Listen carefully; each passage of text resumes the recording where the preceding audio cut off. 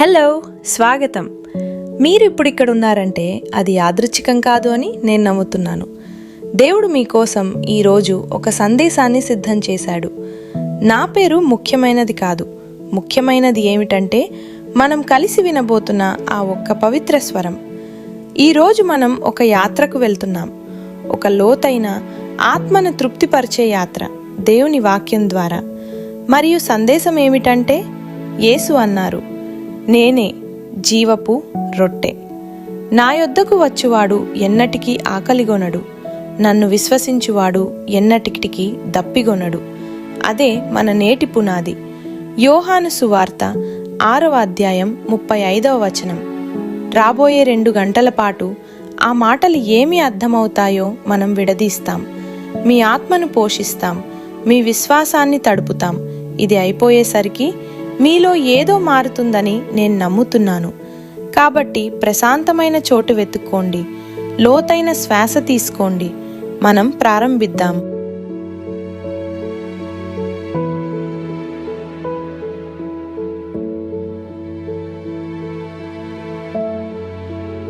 దేవుని సన్నిధిలో ప్రార్థన చేద్దాం. పరలోకపు తండ్రి, మేమిప్పుడు యేసుక్రీస్తు యొక్క అద్భుతమైన నామంలో నీ వద్దకు వస్తున్నాం. ప్రభువా, పరిశుద్ధాత్మ, ఈరోజు చెప్పేది వినడానికి మా చెవులను తెరువు. నీ వాక్యాన్ని స్వీకరించడానికి మా హృదయాలను తెరువు. ప్రతి దిక్కుమారుపోయే ఆలోచన తొలగిపోని, ప్రతి భారం తేలికపడని. జీవపు రొట్టె నీ కుమారుడు యేసుక్రీస్తు మా ఆత్మలను వేరే ఏది చేయలేని విధంగా పోషించని. దేవా, ఈ క్షణానికి మేము నీకు కృతజ్ఞులం. నీ వాక్యం సజీవంగా ఉంది, చురుకుగా ఉంది మరియు ఒట్టి చేత్తో తిరిగి రాదు అని మేము కృతజ్ఞులం. ప్రభువా, ఈవేళ ఇక్కడ నీ ఇష్టం నెరవేర్చుకో. యేసు నామంలో ప్రార్థిస్తున్నాం, ఆమేన్.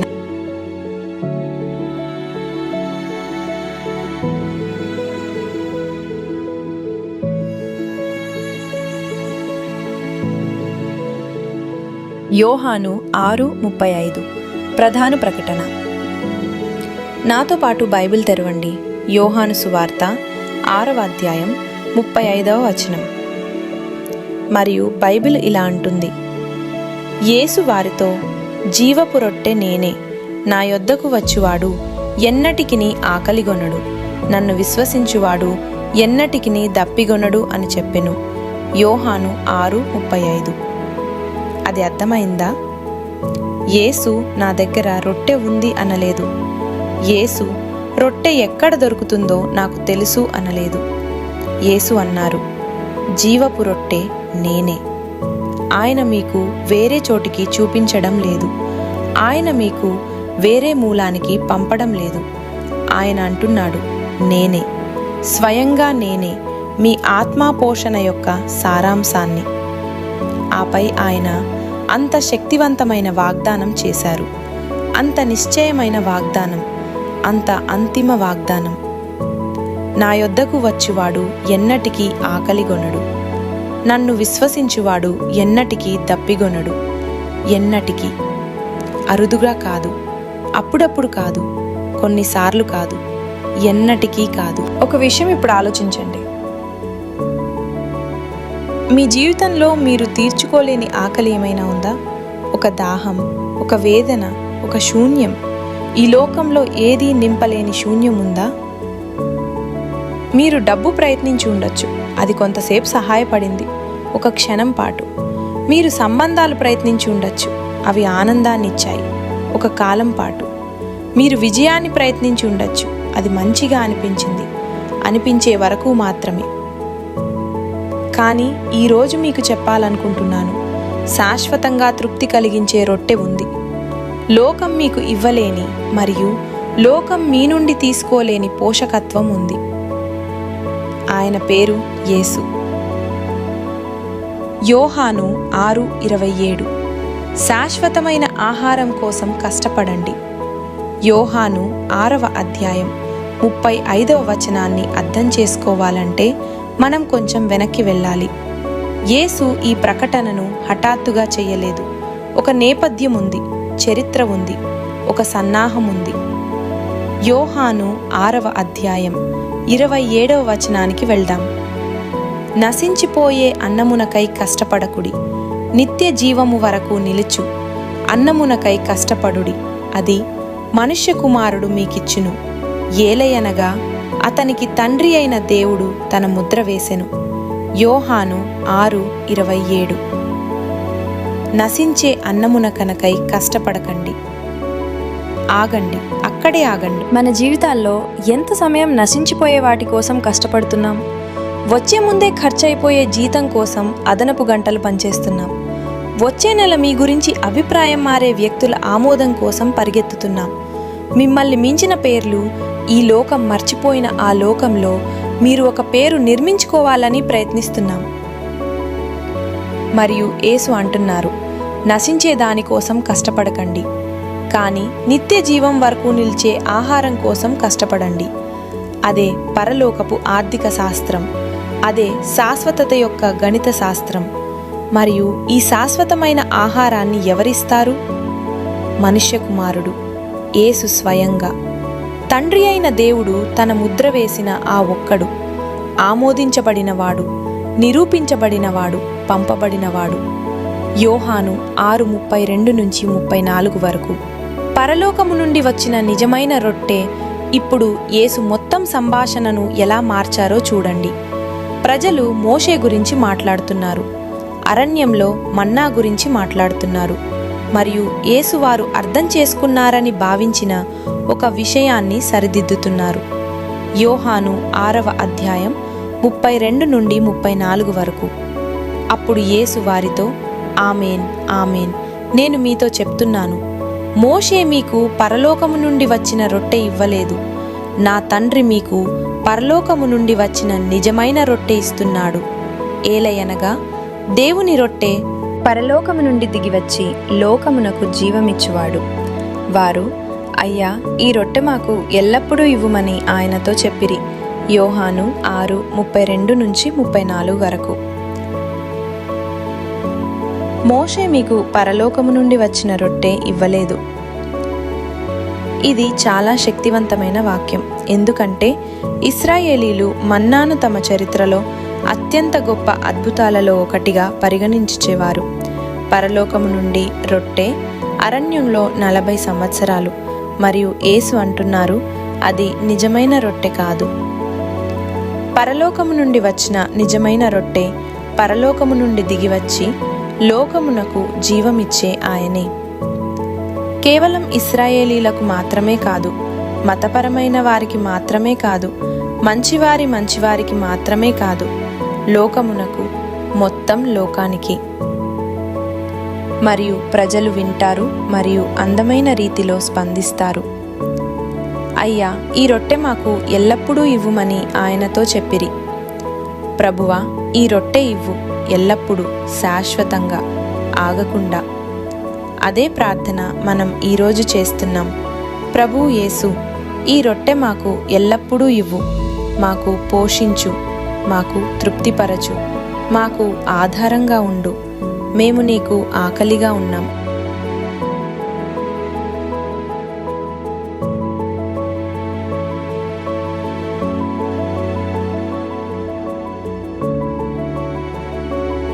యేసు తన ప్రకటనకు రొట్టెని ఎందుకు ఎంచుకున్నారో అర్థం చేసుకోవాలంటే మనం వెనక్కి వెళ్ళాలి, చాలా వెనక్కి.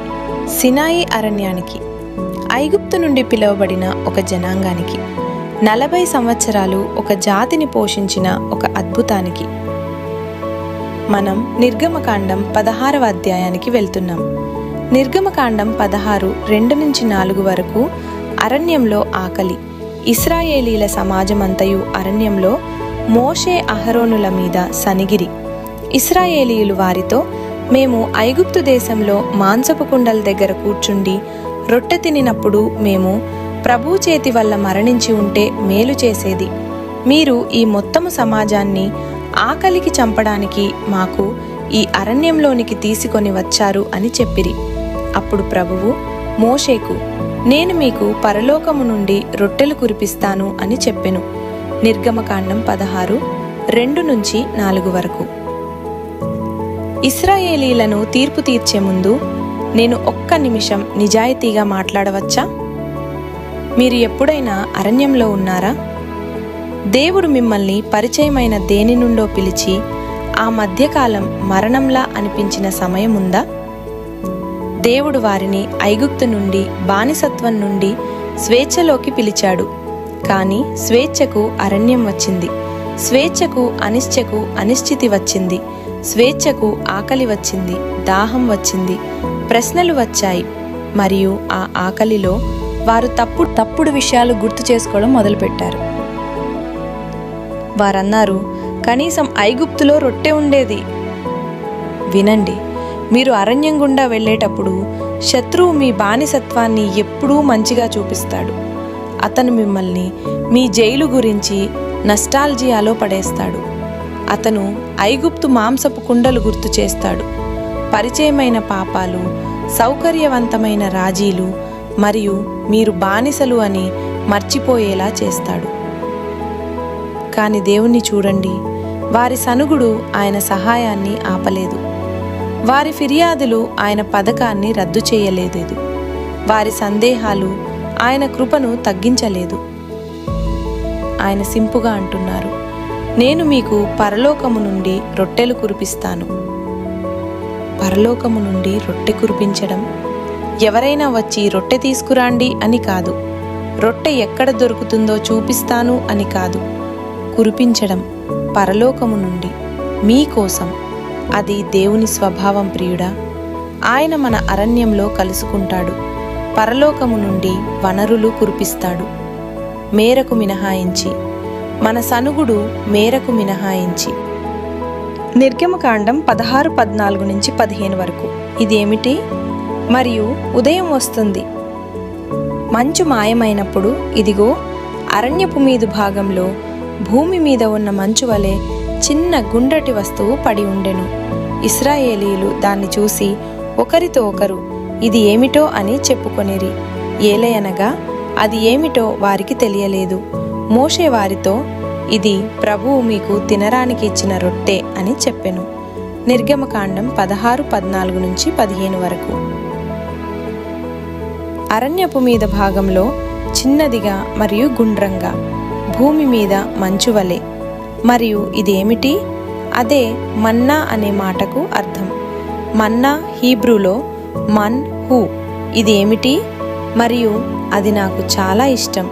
ఎందుకంటే కొన్నిసార్లు దేవుని అత్యంత గొప్ప వరాలు మనం వెంటనే గుర్తించలేని రూపాల్లో వస్తాయి. మీరు మీ జీవితాన్ని చూసి అంటారు, ఇదేమిటి? ఇది ఆశీర్వాదంలా కనపడట్లేదు. ఇది సహాయంలా కనపడట్లేదు. ఈ అరణ్యం ముందుకు నడిపించే మార్గంలా కనపడట్లేదు. కానీ మోషే అంటున్నాడు, ఇది ప్రభువు మీకు తినడానికిచ్చిన రొట్టె. ప్రభువు మీ జీవితంలో ఇప్పుడు అనుమతించిన ఏదైనా అది ఆయన మీకు ఇచ్చిన రొట్టె. మీరు అడగని శ్రమ, మీకు అర్థం కాని కాలం, అంతుతోచని అరణ్యం. ఇది ఏమిటి? ఇది ప్రభువు మీకు తినడానికి ఇచ్చిన రొట్టె. సంఖ్యాకాండము 11:7-9 వరకు. మన్నా వర్ణన్. మన్నా కొత్తిమీర విత్తనము వలె ఉండి దాని రంగు బెదోలకము వలె ఉండెను. ప్రజలు తిరిగి దాన్ని ఏరుకొని మర్దించగా గాని దంచగా గాని అందులో నూకలు చేసి పొయ్యి మీద ఉండే వేపుళ్ళు చేసి కొనగా గాని చేసిరి. దాని రుచి నెయ్యి రుచి వలె ఉండెను. రాత్రి పాలెపు మీద మంచు కురిసినప్పుడు మన్నా దాని మీద కురిసేది. సంఖ్యాకాండము 11:7-9 వరకు. కొత్తిమీర విత్తనము వలె గుండ్రంగా, ముత్యం రంగు. వారు ఉదయాన్నే ఏరుకునేవారు, మర్దించేవారు, దంచేవారు, వేయించేవారు. మరియు దాని రుచి నెయ్యి రుచి వలె ఉండేది. ఇప్పుడు ఇది ఒక నీడ, ఒక చిత్రం, ఒక రకం. మన్నా గురించి ప్రతి వివరము ఒకరికి ముందుకు చూపించింది. గుండ్రంగా, పూర్తిగా, సంపూర్ణంగా, ఏమీ లోపించకుండా. పరలోకము నుండి పడింది, భూమి నుండి కాదు, మానవ ప్రయత్నం నుండి కాదు. ఉదయాన్నే ఏరుకోవడం, ప్రతిరోజు మొదట్లో దేవుని వెతకమని గుర్తు చేయడం. నెయ్యి రుచి లేఖనాల్లో నెయ్యి పరిశుద్ధాత్మకు సూచన. అరతి వివరము దేవుడు అంటున్నట్లు ఉంది, ఒకరోజు మీకు మరింత మంచిది పంపుతాను. ఒకరోజు నేను నిజమైన రొట్టె పంపుతాను. ఒకరోజు నేను నా కుమారుణ్ణి పంపుతాను. కీర్తనలు 78 23-25 వరకు. దేవదూతల ఆహారం. ఆయన పైలోక మేఘాలకు ఆజ్ఞాపించి పరలోకపు తలుపులు తెరిచెను. మేఘాలను మన్నా కురిపించి ఆకాశపు ధాన్యమిచ్చెను. మనుష్యులు దేవదూతల ఆహారము తినిరి. ఆయన వారికి పుష్కలంగా ఆహారాన్ని పంపెను. కీర్తనలు 78 23-25 వరకు. పరలోకపు తలుపులు తెరిచెను. మనుష్యులు దేవదూతల ఆహారము తినిరి. ఆలోచించండి దాన్ని. సాధారణ వ్యక్తులు ఒక ఎడారిలో తిరుగుతూ దేవదూతల ఆహారం తింటున్నారు. పరలోకం చేత నిలుపబడుతున్నారు. మరియు సనిగే, ఫిర్యాదు చేసే, తరచూ విశ్వాసం లేని తరానికి దేవుడు అలా చేస్తే మీకోసం ఏమి చేస్తాడు? ఆయన్ను ప్రేమించే బిడ్డ కోసం ఏమి చేస్తాడు? ఇప్పుడు ఆయనకు మొర్ర పెట్టే హృదయం కోసం ఏమి చేస్తాడు? ఆయన పరలోకము నుండి రొట్టె కురిపిస్తాడు. సహాయపు తలుపులు తెరుస్తాడు. మీకు పుష్కలంగా పోషిస్తాడు.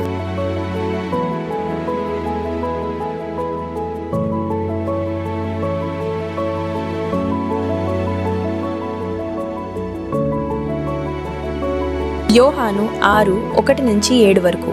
మహాసమాజం. ఇప్పుడు దృశ్యం సెట్ చేద్దాం. యోహాను 6వ అధ్యాయం 1వ వచనం. ఆ తరువాత యేసు గలిలయ సముద్రపు అవతల దేశమునకు అనగా తిబెరియా సముద్రం ఒడ్డుకు వెళ్ళెను. ఆయన రోగులపై చేసిన అద్భుతాలు వారు చూసినందువలన పెద్ద జన సమూహము ఆయనను వెంబడించెను. యేసు కొండ ఎక్కి అక్కడ శిష్యులతో కూర్చుండెను. యూదుల పండుగ అయిన పస్కా సమీపమైనది. యేసు తన కన్నులు ఎత్తి పెద్ద జన సమూహము తన యొద్దకు వచ్చుట చూచి ఫిలిప్పుతో, వీరు తినునట్లు రొట్టెలు ఎక్కడ కొందాము అని చెప్పెను. ఇది వానిని పరీక్షించుటకై చెప్పెను. ఏలయనగా తాను ఏమి చేయబోచున్నాడో ఆయనకు తెలుసు. ఫిలిప్పు ఆయనకు 200 దేనారాల రొట్టెలైనను వారిలో ప్రతి ఒక్కరూ కొంచెం తీసుకొంటకు చాలవు అని చెప్పెను. యోహాను 6:1-7 వరకు. ఒక పెద్ద జనసమూహం, వేలాది మంది యేసు చేసిన అద్భుతాల కారణంగా ఆయనను వెంబడిస్తున్నారు. మరియు యేసు ఇప్పటికే సమాధానం తెలిసి ఫిలిప్పుని చూసి ఒక ప్రశ్న అడుగుతున్నాడు. వీరు తినునట్లు రొట్టెలు ఎక్కడ కొందాము? వానిని పరీక్షించుటకై చెప్పెను. పరీక్షించటానికి, అతన్ని నిరూపించటానికి ఏమి చేయబోచున్నాడో ఆయనకు తెలుసు. ఒక విషయం అర్థం చేసుకోండి. దేవుడు మిమ్మల్ని అసాధ్యమైన అవసరం గల స్థితికి తీసుకొస్తే, మీరు మీ పరిస్థితి చూసి లెక్కలు సరిపోవటం లేదని అనిపిస్తే, ప్రభువా 200 దేనారాల రొట్టెలైనా చాలవు అంటే దేవుడు కంగారు పడుటలేదు. దేవుడు గందరగోళపడుటలేదు. దేవుడు ఆశ్చర్యపడుటలేదు. ఆయనకు ఇప్పటికే ఏమి చేయబోతున్నాడో తెలుసు. పరీక్ష దేవుడు సహాయపడగలడా అనే దాని గురించి కాదు. పరీక్ష మీరు ఆయన సహాయపడతాడని నమ్ముతున్నారా అనే దాని గురించి. యోహాను 6:8-11 వరకు. ఆ అబ్బాయి మరియు అతని భోజనం. శిష్యులలో ఒకడైన సీమోను పేతురు సహోదరుడైన అంద్రేయ, ఆయనతో ఇక్కడ ఒక పిల్లవాడు ఉన్నాడు. అతని దగ్గర 5 యవ రొట్టెలు 2 చేపలు ఉన్నాయి. కానీ ఇంతమందికి అవి ఏ పాటివి అని చెప్పెను. యేసు ప్రజలను కూర్చోపెట్టుడి అని చెప్పెను. ఆ చోట చాలా గడ్డి ఉండెను. పురుషులు సుమారు 5,000 మంది కూర్చుండిరి. యేసు రొట్టెలు తీసుకొని కృతజ్ఞతాస్తుతులు చెల్లించి కూర్చున్న వారికి పంచిపెట్టగా చేపల నుండి కూడా వారికి కావలసినంత ఇచ్చెను. యోహాను 6:8-11 వరకు. ఇక్కడ ఒక పిల్లవాడున్నాడు, ఒక అబ్బాయి. లేఖనంలో పేరు లేనివాడు, గుర్తు తెలియనివాడు. అతను భోజనం చూడ్డానికి రాలేదు, యేసుని చూడ్డానికి వచ్చాడు. మరియు అతని దగ్గర ఉన్నది 5 యవ రొట్టెలు, 2 చిన్న చేపలు మాత్రమే. అంద్రేయ ఒకే సమయంలో విశ్వాసంగా మరియు నిజాయితీగా ఒక పని చేశాడు. అబ్బాయి దగ్గర ఉన్నది యేసు దగ్గరకు తీసుకొచ్చాడు. కానీ అంతమందికి అవి ఏ పాటివి అన్నాడు. అంద్రేయ దాన్ని యేసు దగ్గరకు తీసుకొచ్చినందుకు మార్కులు పొందాడు. కానీ వల్ల కొంత మార్కులు పోయాయి. మనం అలా ఎంతమంది చేశాం? ప్రభువా, ఇదిగో నా కొంచెం ఉంది, కానీ ప్రభువా ఇది తక్కువ, కానీ ప్రభువా ఇతరుల దగ్గర ఎక్కువ ఉంది, కానీ ప్రభువా ఇది సరిపోదు. ఈరోజు మీకు వినిపించాలనుకుంటున్నది ఏమిటంటే, మీరు యేసుకు తీసుకొచ్చేది సరిపోతుంది. ఒక పిల్లవాని చేతిలో 5 రొట్టెలు 2 చేపలు సరిపోవు. యేసు చేతిలో 5 రొట్టెలు 2 చేపలు మిక్కిలిగా సరిపోతాయి. బదిలీ అన్నీ మారుస్తుంది. మీ సరిపోని స్థితిని జీవపు రొట్టె చేతులలో ఉంచిన క్షణం అది మిక్కిలిగా సరిపోతుంది. మరియు రొట్టెలు తీసుకొనెను, మరియు కృతజ్ఞతాస్తుతులు చెల్లించి పంచిపెట్టెను. ఆయన ముందు కృతజ్ఞతలు చెల్లించారు. పెరుగుదలకు ముందు, అద్భుతానికి ముందు, సమృద్ధికి ముందు ఆయన కృతజ్ఞతలు చెల్లించారు. ప్రియా, సరిపోని చోట ఉన్నప్పుడు కృతజ్ఞతలు చెల్లించండి. రొట్టెలు తక్కువగా, నోళ్లు ఎక్కువగా ఉన్నప్పుడు కృతజ్ఞతలు చెల్లించండి. బ్యాంకు ఖాతా బిల్లుతో సరిపోనప్పుడు కృతజ్ఞతలు చెల్లించండి. ఎందుకంటే కృతజ్ఞత పెరుగుదలకు తలుపు తెరుస్తుంది. యోహాను 6:12 నుంచి 14:12. గంపలు నిండాయి. వారు తృప్తిపడిన తరువాత ఆయన తన శిష్యులతో, మిగిలిన ముక్కలు పోగు చేయుడి, ఏదీ నష్టపోకూడదు అని చెప్పెను. కాబట్టి వారు తిన్న తరువాత మిగిలిన 5 యవరొట్టెల ముక్కలు పోగు చేసి 12 గంపలు నింపిరి. అప్పుడు ఆ మనుషులు యేసు చేసిన ఈ అద్భుతాన్ని చూచి, ఇతడు నిజముగా లోకములోనికి రాబోవు ఆ ప్రవక్త అని చెప్పుకొనిరి. యోహాను 6:12 నుంచి 14 వరకు. వారు తృప్తిపడిన తరువాత 5,000 మంది పురుషులు, ఆడవారితో సహా, పిల్లలతో సహా అందరూ తృప్తిపడ్డారు, తృప్తిని పొందారు, పోషించబడ్డారు. అంతేకాదు, మిగులు ఉంది, 12 గంపలు నిండా ముక్కలు. ఆయన 5 రొట్టెలతో మొదలై 12 గంపలతో ముగించారు. దేవుడు మీ అవసరాన్ని మాత్రమే తీర్చడు. దేవుడు మీ అవసరాన్ని తీర్చి 12 గంపలు నింపుతాడు. ఆయన సరిపోగల దేవుడు మాత్రమే కాదు, ఆయన సమృద్ధిగా సహాయపడే దేవుడు. మీరు అడగగలిగిన లేదా ఆలోచించగలిగిన దానికంటే అత్యంత అధికంగా ఇచ్చే దేవుడు. మరియు యేసు ఒక విషయం చెప్పారు, మనం తొందరగా దాటిపోకూడదు. ఆయన అంటున్నారు, మిగిలిన ముక్కలు పోగు చేయుడి, ఏదీ నష్టపోకూడదు, ఏదీ నష్టపోకూడదు. దేవుని ఆర్థిక శాస్త్రంలో ఏదీ వృధా కాదు. ఒక ముక్క కూడా, ఒక పొట్టు కూడా. సమాధానం రాని ప్రార్థన అని అనిపించినది కాదు. చీకటిలో పడిన కన్నీరు కాదు. నిరర్థకంగా అనిపించిన శ్రమ కాలం కాదు. దేవుడు అంటున్నాడు, పోగు చేయండి, ఏదీ నష్టపోకూడదు. ఆయనే, అదే దేవుడు. యోహాను 10:28 అంటున్నారు, వారికి నేను నిత్య జీవం ఇచ్చుచున్నాను, వారి ఎన్నటికిని నశింపరు, వారిని నా చేతిలో నుండి ఎవరైనా చినికివేయరు. యోహాను 10:28.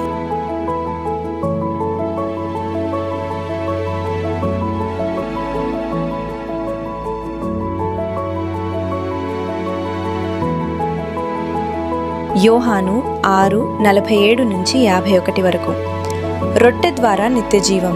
మనం యేసు బోధ యొక్క హృదయంలో ఉన్నాం. యోహాను 6:47 నుంచి 51 వరకు.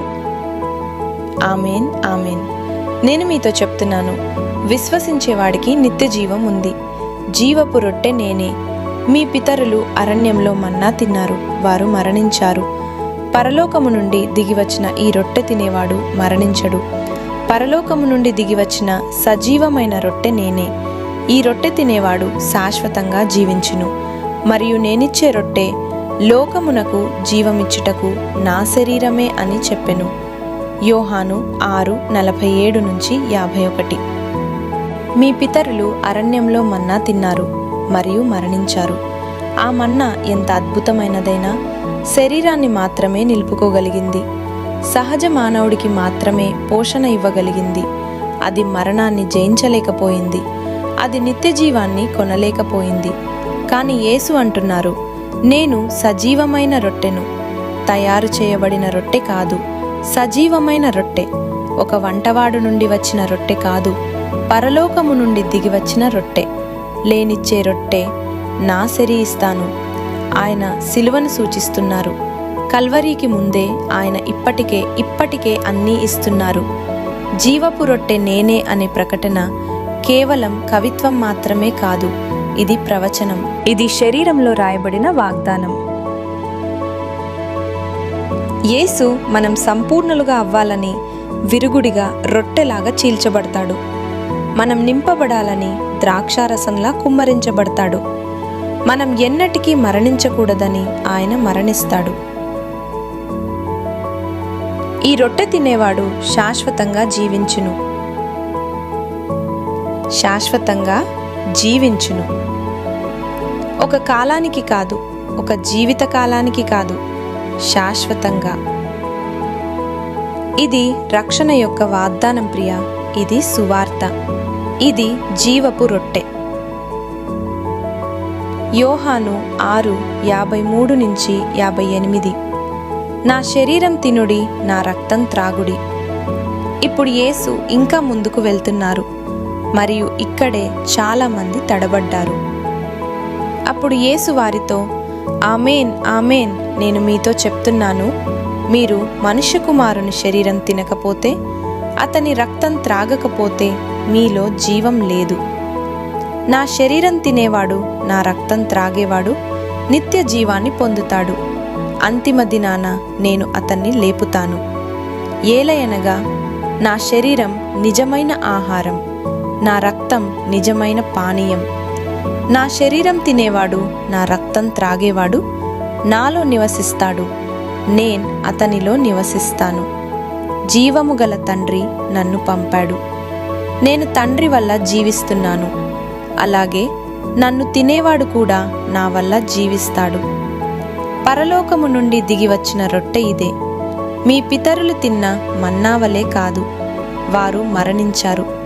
ఈ రొట్టె తినేవాడు శాశ్వతంగా జీవించును. యోహాను 6:53-58 వరకు. మనుష్య కుమారుని శరీరం తినకపోతే, అతని రక్తం త్రాగకపోతే మీలో జీవం లేదు. చాలామంది దీన్ని అక్షర సత్యంగా శారీరకంగా తినడంగా అర్థం చేసుకున్నారు మరియు వారు వెళ్ళిపోయారు. మనం ఒక్క నిమిషంలో అది చూస్తాం. కానీ యేసు ఆత్మీయంగా మాట్లాడుతున్నారు. ఆయన శరీరం తినడం అంటే ఆయన బలిదానాన్ని స్వీకరించడం. ఆయన రక్తం త్రాగడం అంటే ఆయన పాప నివారణను అంగీకరించడం. క్రీస్తును లోపలికి తీసుకోవడం, ఆయన గురించి తెలుసుకున్నారు అంటూ బయట ఉంచకుండా కానీ మీలో జీవించే ఆయనగా తీసుకోవడం. నా శరీరం తినేవాడు, నా రక్తం త్రాగేవాడు నాలో నివసిస్తాడు మరియు నేనతనిలో నివసిస్తాను. పరస్పర నివాసం. ఆయన మీలో, మీరు ఆయనలో. మళ్ళీ పుట్టడం అంటే ఇదే. పరిశుద్ధాత్మతో నింపబడడం అంటే ఇదే. క్రైస్తవ జీవిత యొక్క మహారహస్యం క్రీస్తు మీలో, మహిమ యొక్క నిరీక్షణ. యోహాను 6:3 ఆత్మ జీవాన్నిస్తుంది. ఆత్మయే జీవింపచేయుచున్నది, శరీరము ప్రయోజనమేమియూ లేదు. నేను మీతో చెప్పిన మాటలు ఆత్మయయ్యున్నవి మరియు జీవమయ్యున్నవి. యోహాను 6:3. ఆత్మయే జీవింపచేయుచున్నది, శరీరము ప్రయోజనమేమియూ లేదు. నేను మీతో చెప్పిన మాటలు ఆత్మయయ్యున్నవి మరియు జీవమయ్యున్నవి. జీవపు రొట్టె అనేది దేవుని వాక్యం. జీవపు రొట్టె అనేది దేవుని ఆత్మ. జీవపు రొట్టె అనేది సజీవమైన క్రీస్తు విశ్వాసం ద్వారా స్వీకరించబడి మనలో జీవించే ఆయన.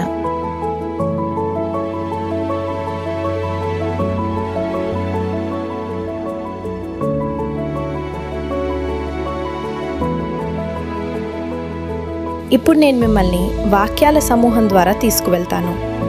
దేవుడిచ్చే పోషణ గురించి మాట్లాడే వాక్యాలు. ప్రతి ఒక్కటి మీపై వర్షంలా పడనీయండి. ప్రతి మాటను స్వీకరించండి.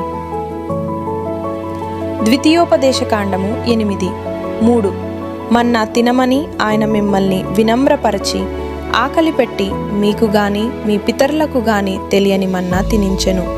ఏలయనగా మనుషుడు రొట్టె చేత మాత్రమే జీవించడు గాని ప్రభువు నోటి నుండి వెలువడే ప్రతి మాట చేత మనుషుడు జీవించును అని మీకు తెలియజేయటానికి ఆయన అలా చేసెను. ద్వితీయోపదేశకాండము 8:3. మనుషుడు రొట్టె చేత మాత్రమే జీవించడు గాని ప్రభువు నోటి నుండి వెలువడే ప్రతి మాట చేత. అందుకే సైతాను యేసును అరణ్యంలో రొట్టెతో శోధించినప్పుడు యేసు ఈ వాక్యమే ఉటంకించారు. ఎందుకంటే ఆయనకు తెలుసు, మానవ ఆత్మ యొక్క నిజమైన ఆకలి సహజ రొట్టెతో తీరదు, అది దేవుని వాక్యంతో మాత్రమే తీరుతుంది. కీర్తనలు 34:8. ప్రభువు మంచివాడని రుచిచూచి చూడుడి, ఆయనను ఆశ్రయించేవాడు ధన్యుడు. కీర్తనలు 34:8. రుచి చూసి చూడండి, ఇది చర్చించవలసిన వేదాంత ప్రతిపాదన కాదు, ఇది అనుభవించమని ఆహ్వానం. రుచి చూడండి, మీరే పరీక్షించండి, దేవుని మంచితనాన్ని అనుభవించండి. మీ నోరు తెరవండి, మీ హృదయం తెరవండి, తీసుకుని తినండి. యెషయా 55:1-3 వరకు. దప్పికగొన్న ప్రతివాడా నీళ్ల యొద్దకు రండి, డబ్బు లేనివాడా నీవును రండి, కొనుండి తినుండి. డబ్బు లేకుండా వెలల లేకుండా ద్రాక్షారసమును పాలను కొనుండి. రొట్టె కాని దానికి మీరెందుకు ధనమిచ్చుచున్నారు? తృప్తిపరచని దానికి మీ కష్టాన్ని ఎందుకు చెల్లిస్తున్నారు? జాగ్రత్తగా నా మాట వినుడి, మేలైనది తినుడి, మీ ఆత్మ సారవంతమైన దానిలో సంతోషించని. చెవి ఒగ్గుడి, నా యొద్దకు రండి, వినుడి, అప్పుడు మీ ఆత్మ జీవించును. యెషయా 55:1-3. నీళ్ల యొద్దకు రండి, డబ్బు లేనివాడా నీవును రండి, డబ్బు లేకుండా మరియు వెల లేకుండా. దేవుని రక్షణ కొనుగోలు చేయలేదు, జీవపు రొట్టె సంపాదించలేదు. మీరు తగినంత కష్టపడలేరు, మీరు తగినంత మంచిగా ఉండలేరు, మీరు తగినంత అర్హత పొందలేరు. ఇది ఉచితం. దేవుని వరం యేసుక్రీస్తు ద్వారా నిత్య జీవం. రోమీయులకు 6:23. వినుడి, అప్పుడు మీ ఆత్మ జీవించును. అంతే కావలసింది. ఆయనను వినండి, ఆయనను స్వీకరించండి, ఆయనను నమ్మండి, మరియు మీ ఆత్మ జీవించును. కీర్తనలు 23:1-5 వరకు. ప్రభువు నా కాపరి, ప్రభువు నా కాపరి, నాకు కొదువేమియూ కలుగదు. ఆయన నన్ను పచ్చిక బయళ్లలో పండుకొనున్నట్లు చేయుచున్నాడు, నిమ్మలమైన నీళ్ల దగ్గరకు నన్ను నడిపించుచున్నాడు. ఆయన నా ప్రాణమును కుదుర్చుచున్నాడు, తన నామమును బట్టి నీతి మార్గములలో నన్ను నడిపించుచున్నాడు. అవును, మృత్యుఛాయల లోయలో నేను నడిచినను, నేను ఏ కీడుకైనను భయపడను. నీవు నాకు తోడయున్నావు, నీ దండమును నీ కర్రయును నన్ను ఆదరించుచున్నవి. నా శత్రువుల సమక్షమందు నీవు నాకు విందు సిద్ధపరచుచున్నావు. నా తలకు నూనె పూసితివి, నా పాత్ర నిండి పొర్లిపోచున్నది. కీర్తనలు 23:1-5 వరకు. ప్రభువు నా కాపరి, నాకు కొదువేమియూ కలుగదు. ఆయన మీ కాపరి అయినప్పుడు మీకు ఏమీ తక్కువ కాదు. ఆయన మీ రొట్టె అయినప్పుడు మీకు ఆకలి లేదు. ఆయన మీ నీళ్లు అయినప్పుడు మీకు దాహం లేదు. నా శత్రువుల సమక్షమందు నీవు నాకు విందు సిద్ధపరచుచున్నావు. శత్రువులు వెళ్ళిపోయిన తర్వాత కాదు, అన్నీ సరిగ్గా ఉన్నప్పుడు కాదు, అక్కడే యుద్ధం మధ్యలో, తుఫాను మధ్యలో ఆయన ఒక విందు సిద్ధపరుస్తారు. ఆయన మీకు పోషిస్తారు, అభిషేకిస్తారు, మీ పాత్ర పొర్లిపోయేలా నింపుతారు.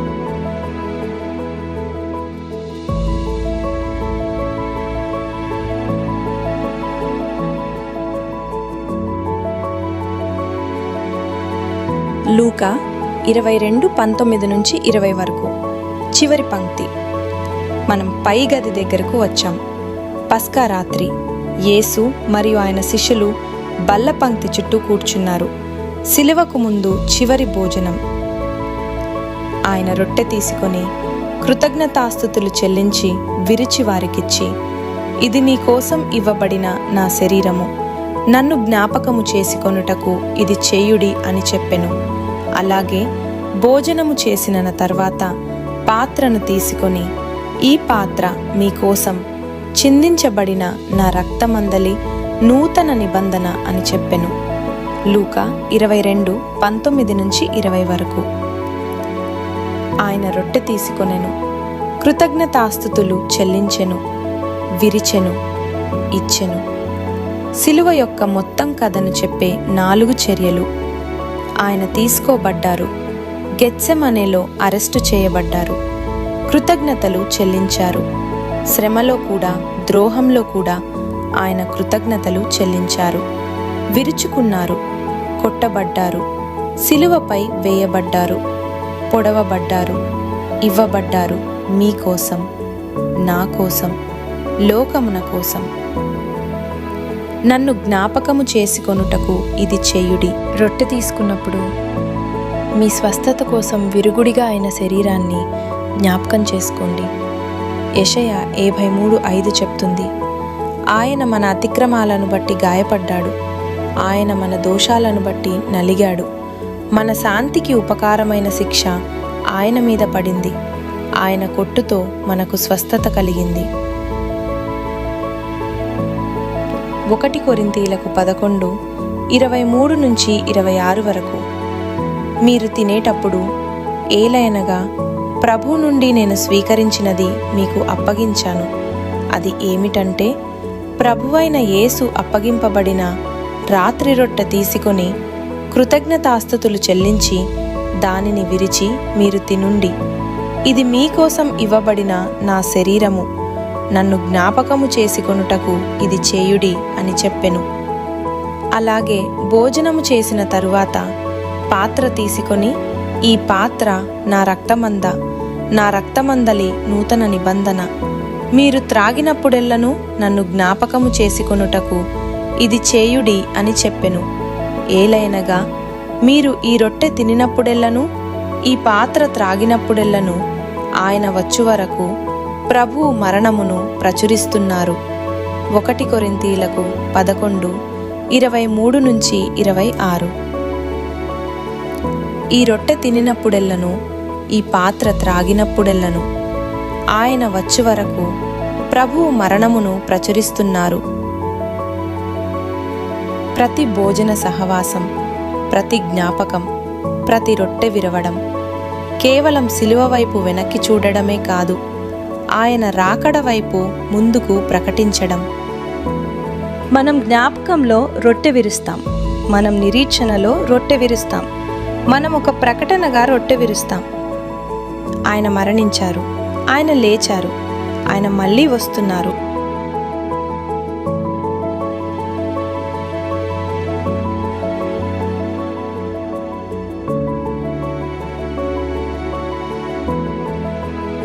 మనం కలిసి గడిపిన సమయం ముగుస్తోంది.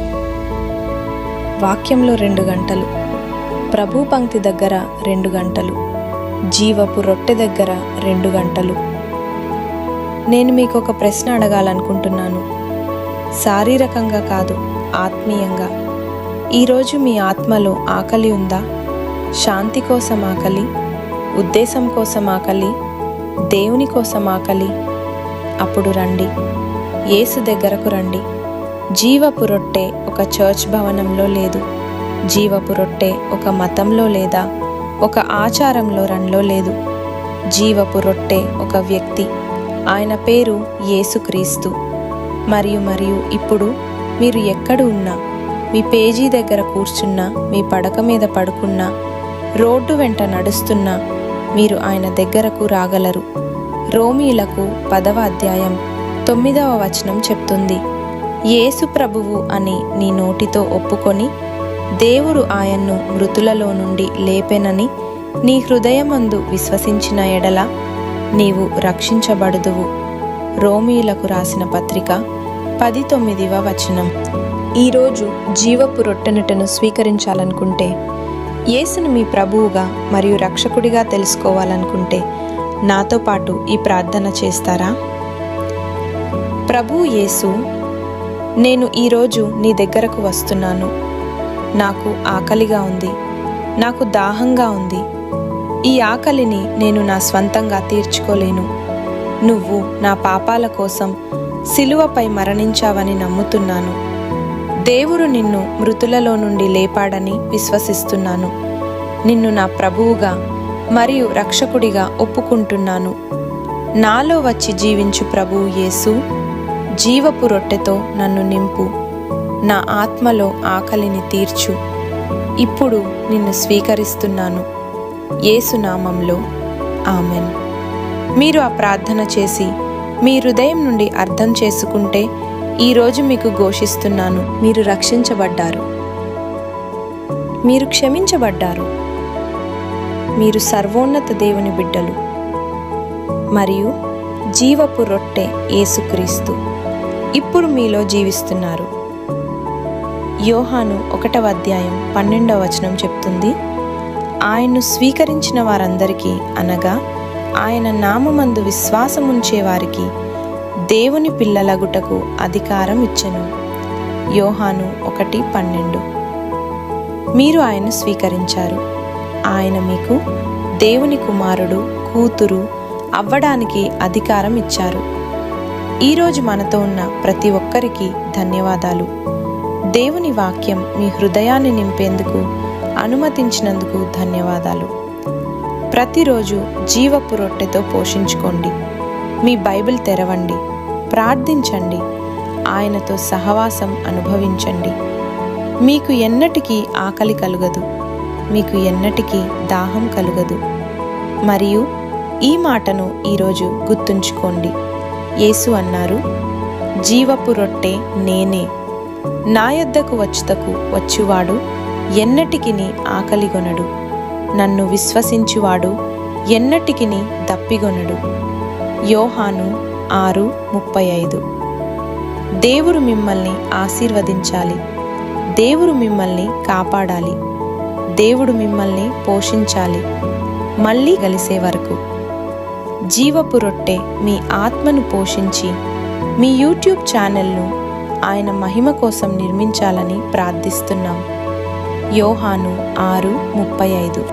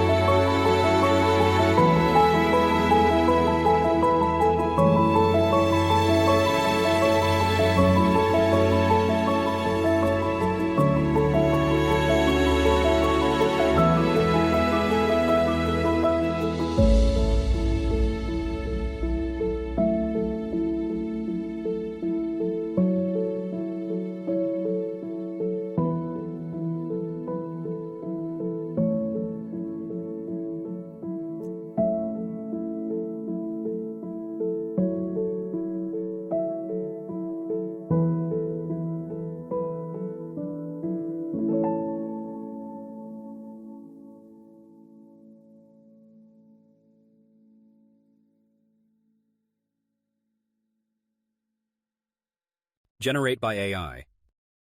Generate by AI.